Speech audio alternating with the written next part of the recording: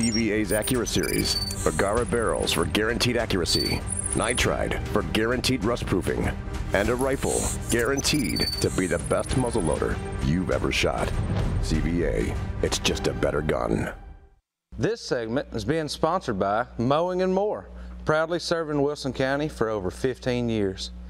Give them a call for all of your lawn care, landscaping, and irrigation needs. All right, welcome back everybody. Again tonight, we're going to go ahead and leave our phone lines open for you. So if anyone else wants to call in, 615-737-7767. We'll try to get to those calls as they're coming. In the meantime, Randall, you going to be doing any calling this weekend? Any kind of?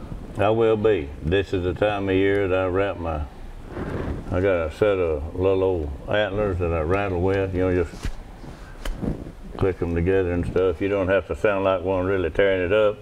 We're still hearing them there in the yard at night just pumping horns, you know. But I'll use that grunt call.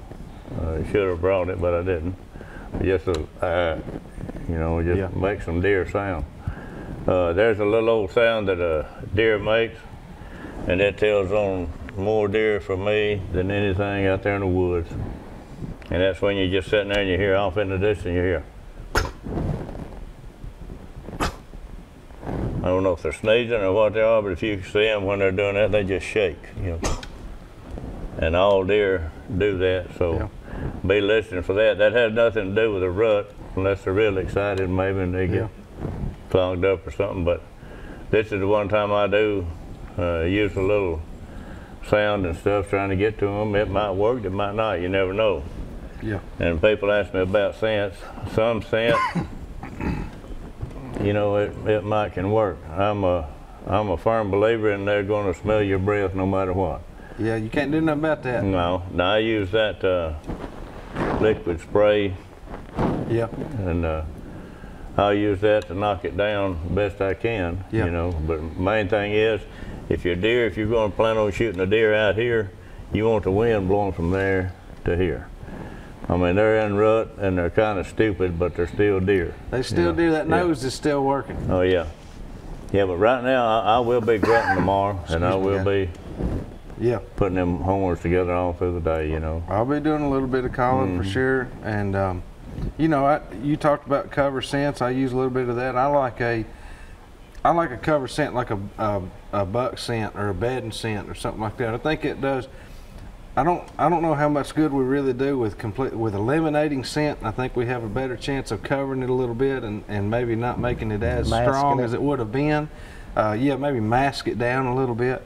But it's all about that wind, isn't it, Randall? I mean, really and truly, it boils down to the wind. Yeah. And a lot of people might think I'm crazy saying this, but my favorite cover scent is wood smoke. Yeah. I mean, it's. I had a friend that well, he's still a good friend, but he's moved to a different state now. But when we would go places like LBL, he would stand around the campfire in his hunting clothes intentionally and get that old smoke smell on it. And I always just swore it down. He said, well, those deer smell campfire every day. There's people camping in here every day and they smell campfire every day. And I'll be honest, now at first I didn't really know what to think about it, but he's probably one of the most successful public land deer hunters I know.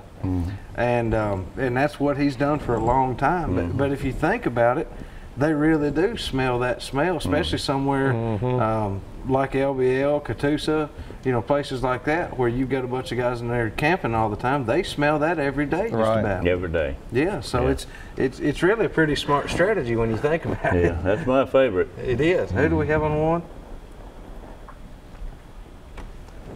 Mike, how are you doing tonight? I'm doing good, Brandon. How are you? Doing great. Thank you for calling. All right, buddy. First off, we miss you. And I'm from Kentucky, and we miss you. We miss you dearly. Yeah. And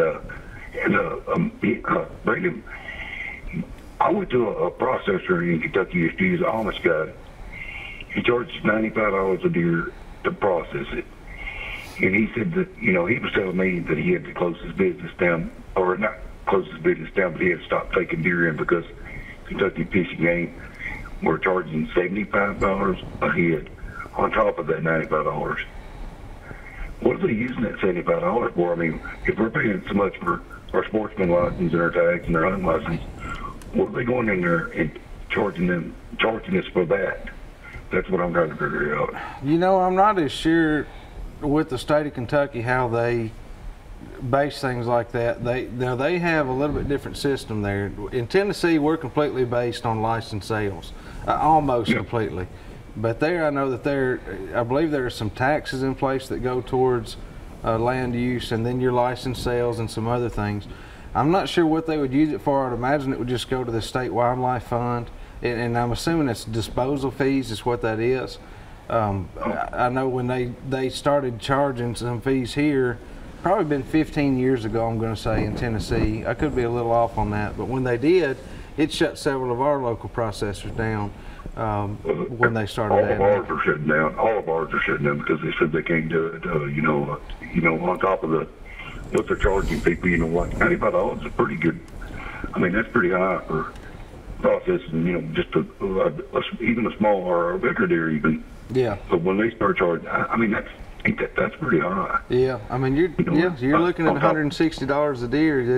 You're not going to pull the trigger as often for sure. You're looking at filet mignon. And that chronic, or whether that wasting disease is. Right. And that's a whole nother mess. Are they using it for that, you reckon? I'm not sure. I know that Kentucky is not positive on CWD yet. They may be putting it into some kind of research, but I would imagine it's just going to the state fund. All right, buddy. I appreciate it. I appreciate bringing it up. And like I said, we miss you. Yeah. Oh yeah, we do too. No doubt. Every day. All right, buddy. We appreciate it very much. Thank you. All right, guys. Hey, we're going to take a quick break. When we come back, we're going to have a giveaway for you, and we'll wrap up this week's Southern Woods and Waters.